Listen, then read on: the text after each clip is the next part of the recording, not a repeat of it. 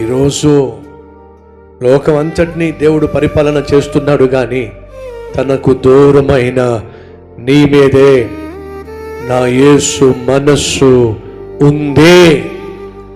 నువ్వు తిరిగి వచ్చేయాలి. లోకాన్ని, లోక స్నేహాన్ని, లోక పాపాన్ని విడిచిపెట్టే, నిన్ను దేవునికి దూరం చేసినటువంటి దానిని విడిచిపెట్టే నువ్వు తిరిగి వచ్చేసేయాలి. దేవుడు మనస్ఫూర్తిగా కోరుతున్నాడు. కాబట్టే కదా పేతురు, నీ పడవలో కూర్చోవచ్చా? కూర్చో ప్రభువా, కొంచెం నీ పడవను లోపలికి తోస్తావా? మాట మాట కలుపుతున్నాడు. ఎందుకని? తనను తన మరలా సేవలోనికి ఆహ్వానించాలని. ఈరోజు ఈ సందేశం దేవుడు నీకు ఎందుకు ఇస్తున్నాడో తెలుసా? నీతో మాటలు కలుపుతున్నాడు, నిన్ను మరలా తన చెంతకు చేర్చుకోవాలి అని.